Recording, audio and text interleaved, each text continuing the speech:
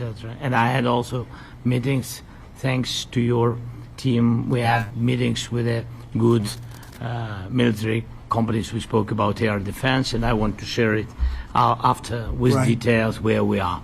Thank you. Thank you so much. Thank you very much. Mr. Very good. And I think it looks beautiful in his jacket. Yeah? It's a beautiful. I hope people notice. It's a good. It's actually very stylish. I like it. President Trump. Yeah, please go ahead. Under the Biden administration, the White House was fearing of a possible escalation. They were not allowing the Ukrainians to strike into Russia, fearing of this escalation. Yeah.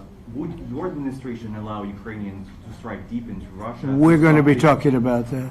That's something we'll be talking about. You're right. It's an escalation, but we'll be talking about that. Mr. President. Will President Zelenskyy join you in Hungary to meet President Putin? Because it's a leader that we like. We like Viktor Orban. He likes him. I like him. It's a country that's a safe country. He's done a very good job. He's been a very good leader in the sense of running his country. He doesn't have a lot of the problems that other countries have. And so we've decided that we'll be going to be with Viktor Orban, and he will, I think he'll be a very good host. President Trump. President Trump. President Trump. Right here. It's in President Trump. Hungary, yeah. We're doing Hungary, yeah. With Putin, trilateral meeting, or is it just you and Putin? To be determined, but I would say most likely it's going to be a double meeting. It'll be a double meeting, but we will have the President, Zelenskyy, in touch. There's a lot of bad blood with the two presidents, and I'm not speaking out of turn when I say it. It's a very difficult situation. You know, we just settled the war, and after thousands of years, I guess. People say anywhere from 500 to 3,000 years, and I was in rooms, as you saw, because you were with me, a lot of you were with me last week, with leaders that didn't like each other, but they were able to get along. These two leaders do not like each other, and we want to make it comfortable for everybody. So one way or the other, we'll be involved in threes, but it may be separated. President Trump. Mr. President. President Trump. Was he what? Where are you from? From Ukraine. He actually had a Okay, good. conversation with me Good, yeah. today. What if President Putin doesn't agree to peace in Hungary? What do you do then? Do you have... Well, let's see what happens. I mean, you know, what if? I think he will. I think that President Putin wants to end the war, or I wouldn't be talking this way. I think he wants to end the war. I spoke to him yesterday for 2.5 hours.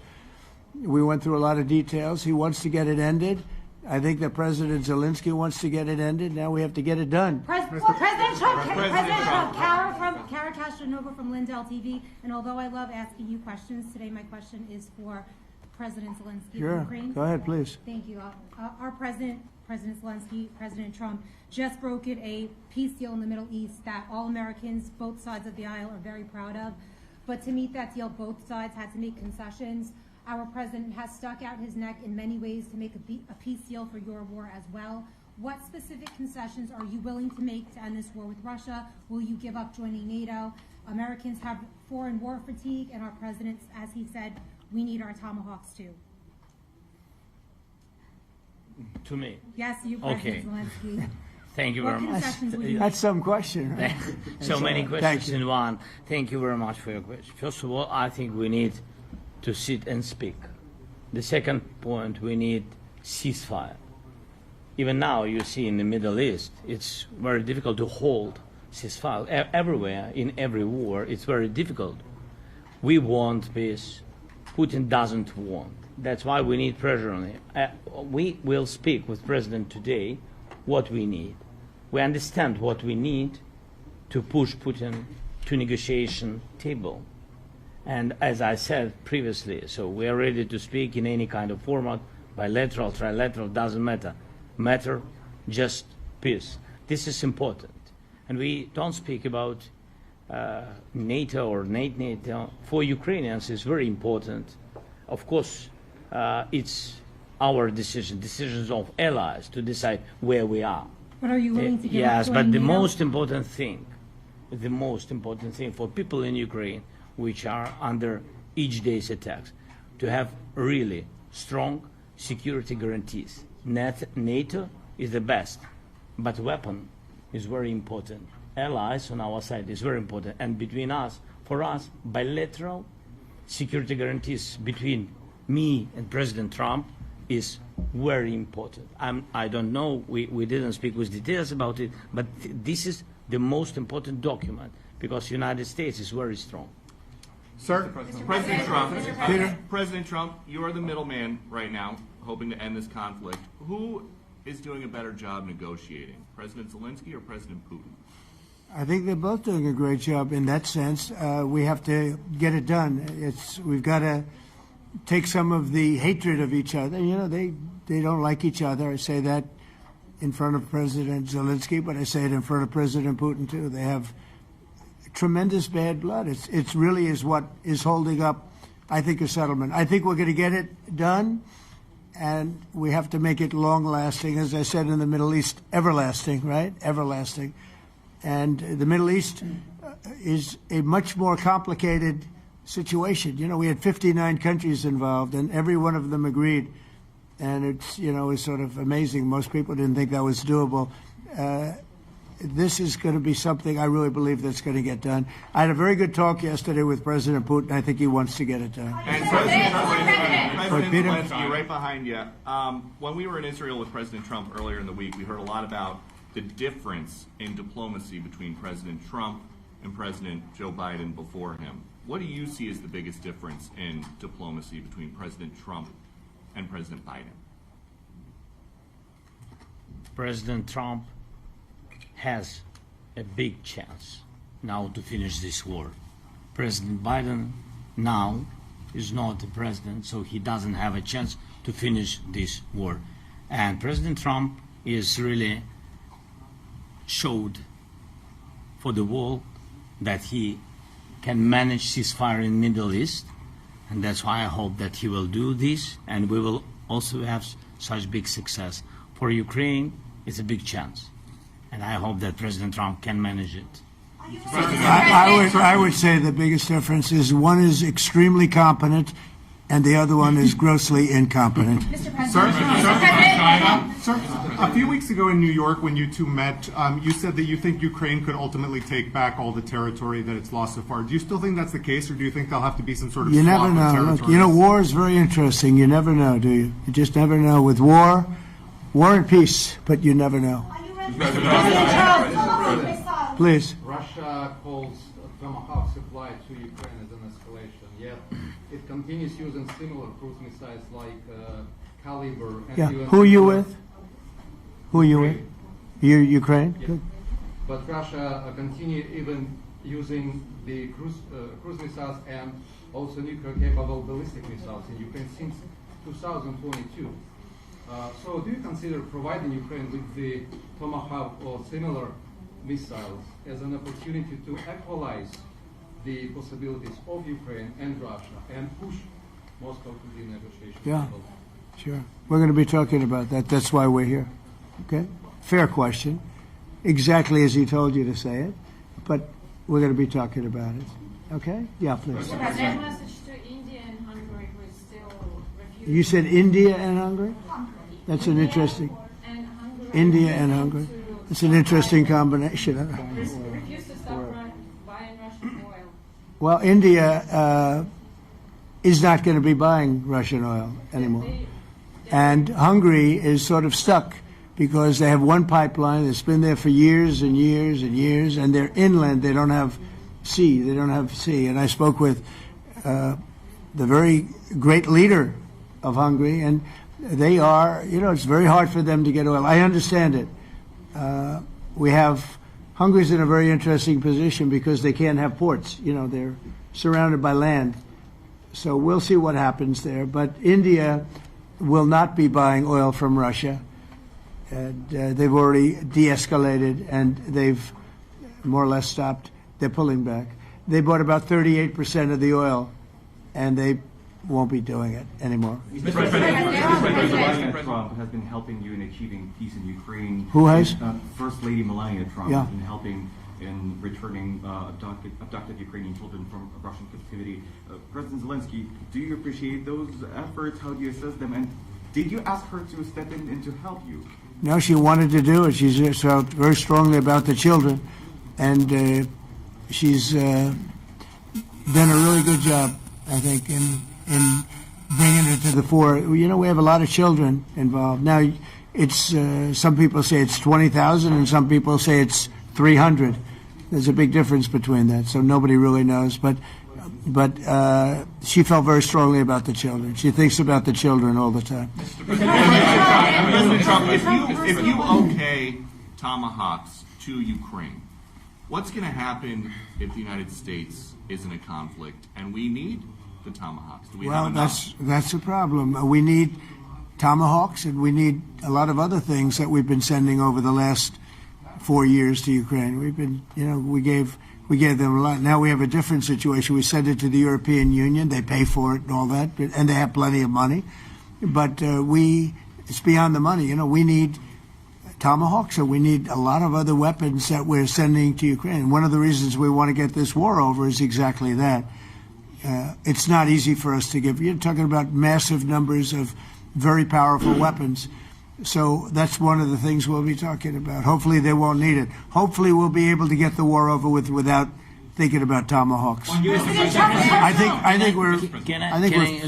think we're fairly close to that. Yeah, go ahead. Can I say, yeah, please. Just to understand. So for today, of course, we want to finish this war, but the war is another technological war. You don't use just tomahawks. If you want to target a military goal, you need thousands of drones. It goes together with such missiles. Ukraine has such thousands of our production drones, but we don't have tomahawks. That's why we need tomahawks. But the United States is a very strong production, and the United States has tomahawks and other missiles, very strong missiles, but they can have our thousands of drones. That's why where we can work together, where we can strengthen American production. And so just so that I understand, so you're suggesting kind of a trade. If President Trump okays Tomahawk missiles to help you launch... Yes, it's about Russia, military goals. It's only about military goals. Right, but then you would authorize some kind of an exchange where... Yes, of course. The US yes, we have proposition. We have big proposition with our drones. President Trump, I don't mean to be brokering an arms deal here, but is that something that you would be interested in, Ukrainian drones? We are, yeah, we would. We have a lot of drones right now. We build our own drones, but we also buy drones from others, and they make a very good drone. I mean, drone warfare has really come to the fore over the last couple of years because of this war. I will say, there's nothing like the jets. We knocked out a lot of drones in Israel. We were knocking them out for Israel, and we were doing it with extremely fast and powerful jets, following the drones and knocking the hell out of them. So, we know a lot about the drones, and we know a lot about the great jets, the great ones. The ones, and the B-52s, which were totally they were stealth. They were undetectable. So we have a lot of different weapons. And, I have an obligation also, though, to make sure that we're completely stocked up as a country, because you never know what's going to happen. In war and peace, right? You never know what's going to happen. So we're going to be talking about tomahawks, and would much rather have them not need tomahawks. Would much rather have the war be over, to be honest, because, we're in it to get the war over. We're selling a lot of different types of weapon, as you know, to the European Union. We're not in it for that. We're in it to get it over. We're losing thousands of people a week, thousands of people, Russian, Ukrainian, and mostly soldiers. Mostly soldiers. But we're in it to see that end. And if we can end quickly, and I think we can. I had a very good talk yesterday. We're going to be talking about it. But I had a very productive talk yesterday with President Putin. We'll see what happens. But the war in the Middle East was far more complicated. We got that one done. And I think we have a good chance. I think President Zelenskyy wants it done, and I think President Putin wants it done. Now all they have to do is get along a little bit. Can you give us an update on the trade negotiations with China, or perhaps Secretary Best? Yeah, I will, and I'm going to let Scott do that. But I think we're doing very well. I think we're getting along with China. China would like to have something. As of this moment, we'll be meeting in a couple of weeks. We'll be meeting in South Korea. You think myself. Will go forward? I think so. It looks like it's going forward. I think so. They want to meet. We like to meet. I have a very good relationship with President Xi, and we're going to see what happens. But, you know, for years we were taken advantage of by China very badly. We were losing hundreds of billions of dollars a year to China. We really built their military, if you think about it. The kind of money that presidents allowed to be lost to China was just insane. And then when I came into office, as you know, I put very severe tariffs. So we took in hundreds of billions of dollars in my first term from China. Biden let that go because it was so much. He let it continue, but he gave all sorts of exceptions. And by the time you looked at it, Scott, I would say it wasn't the same thing. He would give an exception for anything. If you got up and went out to dinner, he'd give you an exception. So it wasn't the same thing. But I put on very serious tariffs. So we took in hundreds of billions of dollars. And then I left office. The election was rigged. I left office, and that was the story. Now I come back, and we are in a very strong position because of tariffs. We're in a very powerful position because of the fact that we have tariffs. If we didn't have tariffs, we would be in a very weak position. We would be in a weakened state. But with tariffs, we've made hundreds of billions of dollars, not only from China, but from others. And China wants to talk, and we like talking to China. So we have a very good relationship, and we're going to be meeting in South Korea a couple of weeks. And I just got back from a long trip. I'm going on another long trip. And Scott, do you want to say a few words on that, please? Yes, sir. So the entire relationship stems from the great respect that the two leaders have for each other. China did a substantial, unprovoked escalation last week. We were unable to get in touch with them. Since then, it's been IMF World Bank Week. They have had working level people here who there have been meetings. The Vice Premier, who is my counterpart, and I will be speaking this evening at around 8:30, 9 o'clock.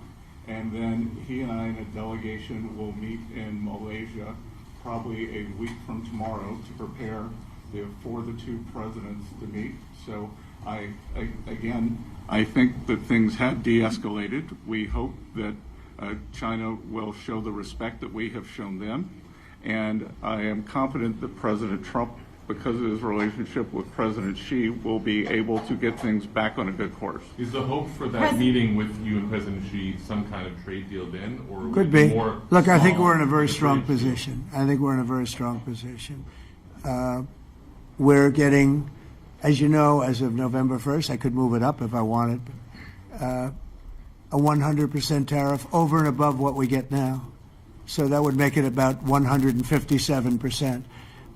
And China doesn't want that, and they want to talk, and we're talking. And I think we'll make a deal that will be good for both. I think we will do something. But you have to understand, we never got anything from China. It was a one-way street. For many years, for decades, it was a one-way street. And they became rich because of the United States. And frankly, presidents that, let's be nice, they didn't know. They just didn't know. They didn't understand what was happening to them. But I understood it. I understood it long before I ran for politics. I used to watch in amazement at how stupid our country was, how stupid they were. And we're not stupid anymore. And that includes with the European Union, that includes with Japan and South Korea. All we want to do is be treated fairly. But the fairly is hundreds of billions and even trillions of dollars coming into the United States. And it's our national security is secure because of tariffs. If we didn't have tariffs, we would have no national security. So it's very important. Will you seek China's help in ending the war in Ukraine? Do you need them to put pressure on Russia? I'll be discussing that, but I'd love to see it ended before that. I mean, I think we have a chance of ending the war quickly.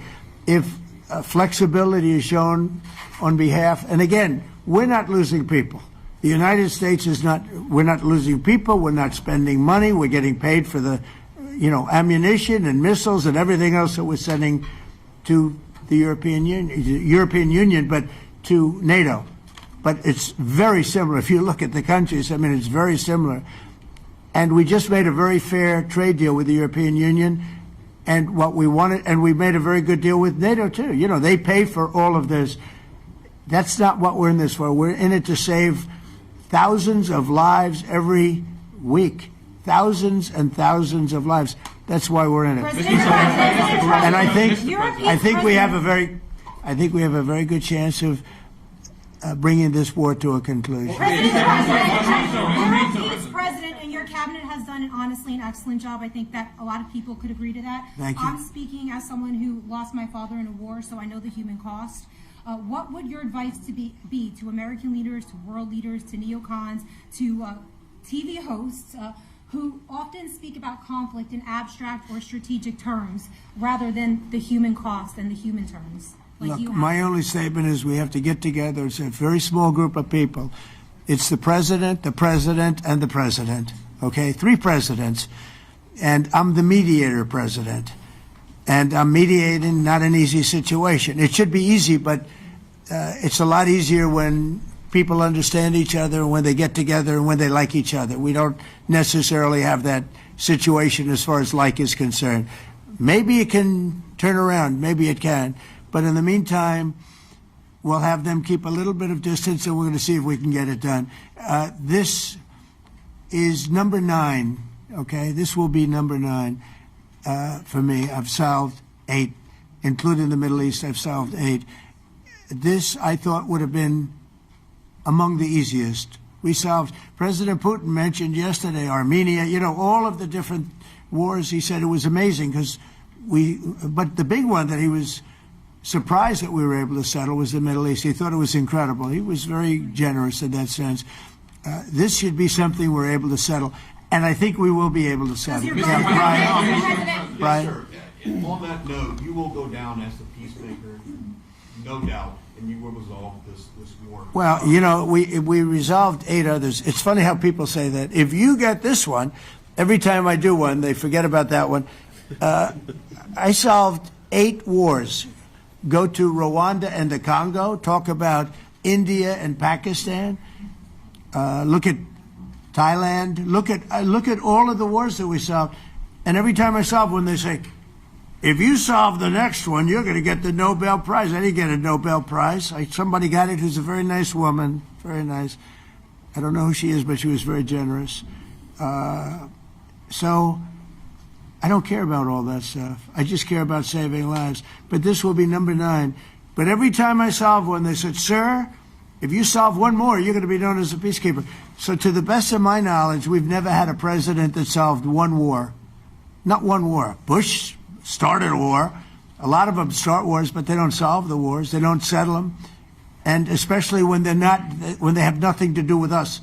I guess just about all of these wars had nothing to do with us. But I saved tens of millions of lives. The Prime Minister of Pakistan said, I saved millions of lives in interceding on Pakistan, and you look at Pakistan and India as an example. That would have been a bad one, 2 nuclear nations, right? So I say this, this is pretty much the last one, although I do understand that Pakistan attacked, or there is an attack going on with Afghanistan. That's an easy one for me to solve if I have to solve it. In the meantime, I have to run the USA, but I love solving wars. You know why? I like stopping people from being killed, and I've saved millions and millions of lives, and I think we're going to have success with this war. Wait, please. President Zelenskyy, this is your 3rd time over here. Oh. And by the way, you look excellent. Thank you, sir. Thank you. For you, by the way. This is your 3rd time here. How different sitting across from the president is this time versus the 2 previous times here at the White House, and how confident are you hearing the success rate of solving these prior wars that he can get this war solved? First of all, about suit. The same suit because the same president. It's very simple. The next president will have another suit. Yes, about our relations with President Trump, I think we have important dialogues, and I think we begin to understand each other. Yes, and I know that President is briefed very well about situation in the battlefield, and he knows a lot what's going on the battlefield in Ukraine, and I think it really helps. When you know a lot of things, a lot of details about one or another war, it helps a lot. But we are still in war, and I hope we can manage. You have been I think clear it's that there are some important. countries that are not meeting their commitment. You pointed out Spain. They said that it's impossible. No, Spain has not come through. No, Spain has not been loyal to NATO. Spain has been, they're the only one. Everyone went up to, as you know, I mean, you were at 2% and they all went up to 5%, but Spain disagreed with that. I think Spain should be reprimanded for that. I think it's very bad that they did that, but that's up to them. That's up to NATO and Spain. They cannot be expelled from NATO. Can they or not? They cannot, according to the treaty, but they also claim that they are protected by the European Union umbrella for trade. Well, the other people, many of the other countries are in the European Union too. They're not complaining, right? President, tell you that Putin is serious. That's of interest. Mr. They're protected by- Yeah, please go ahead. Thank you, Mr. President. Do you think you can carry the momentum from the Middle East deal over to this deal? And if I do. So, how does that move the needle? Yeah, I do. I think we carry a lot of momentum, a lot of credibility. Getting Middle East done was very important. Nobody thought it could be done. That was one nobody thought could be done, and we got it done.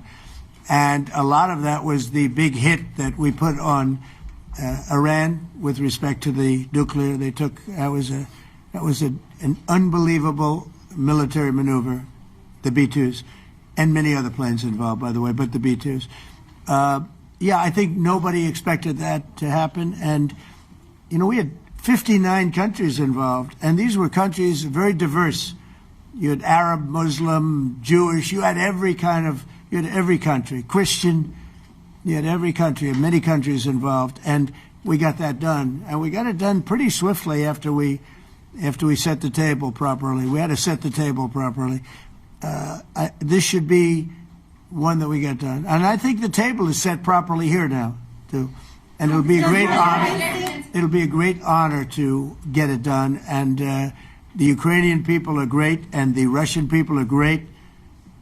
And obviously they have much in common, as we understand. They have a lot in common. So it'll be a great honor to get it done. On Venezuela, there are survivors from your latest boat strike. What happens to those survivors? Well, I'll ask Marco to discuss that possibly. Yeah, it's well known there's an ongoing narco-terrorist operation the United States has been conducting.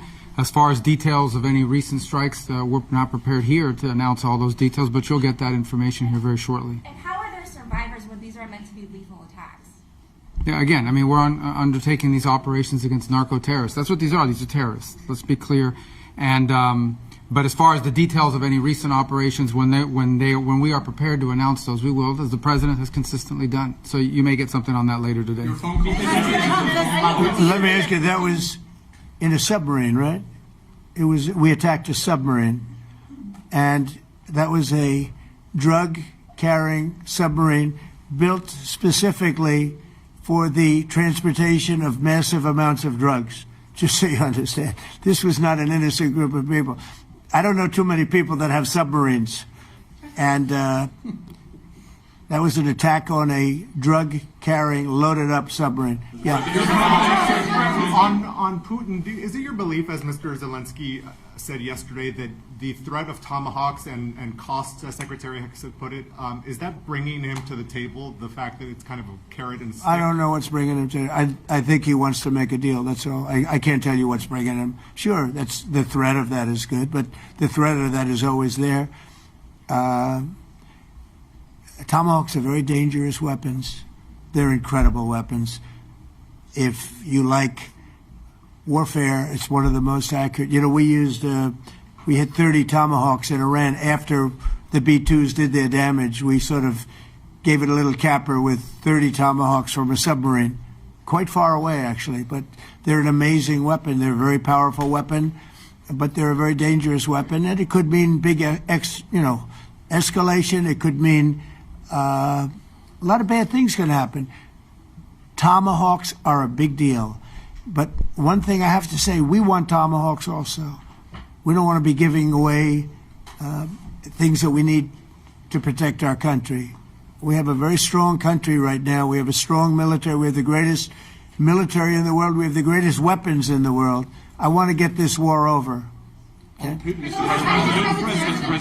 Putin-Trump tunnel to connect Russia and Alaska. Are you interested? I just heard about it. A tunnel from Russia to Alaska. I just heard about that one. That's an interesting one. We'll have to think about that.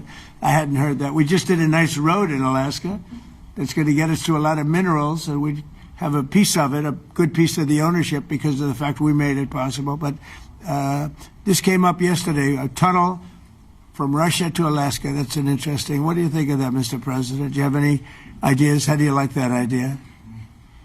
I'm not happy with this. I don't think you're going to like it. I don't think he liked it. I don't think he liked it. President Trump, do you think that Vladimir Putin, do you think that Putin's your gut instinct? Well, we had a senator that wanted, remember, from Hawaii, she wanted a tunnel from the mainland to Hawaii, and she said, well, we can't do that, so we're going to build a railroad to Hawaii. Do you remember? She's a current sitting senator, a Democrat.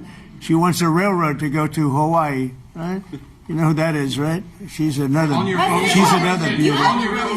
Trump, on Putin, your gut instinct. Yeah, please. On your meeting with Putin, aren't you concerned that maybe the Russian president is trying to buy himself more time? Yeah, I am, but, I've been played all my life by the best of them, and I came out really well. So it's possible, yeah, a little time. Is your gut instinct it's all right. But I think that I'm pretty good at this stuff. I think that he wants to make a deal. I made 8 of them. I'm going to make a 9th. I think he wants to make a deal. Do you consider Russia to be a paper tiger? Do you think, judging by the state of its economy, Well, I think that he should have won the war in a week. Yeah, I do think. And if we didn't give the anti-tank missiles, as you know, the javelins they call them, they got stuck in the mud. They would have been in Kiev very quickly. They were heading to Kiev. So, in war, you have a lot of luck, too. Weather has won war, and the cold and the heat and all things take place in war. But that was a very interesting moment when the tanks started rolling and some brilliant general said, let's go through the mud instead of going down the highway, right? So they got a little bit lucky. But you know where they really got lucky? I gave javelins. That wasn't given by Barack Hussein Obama. He gave them sheets. There's a statement. Obama gave them sheets, and I gave them the javelins. And the javelins are a devastating weapon. And that wasn't given by Obama. That was given by, because at the time it was Obama. That was given by me. So it was like one of those things. And you had hundreds of them. They're a devastating weapon. We have a lot of devastating weapons. I'd rather not use them. But that was a big moment. When the tanks got stuck, they got stuck.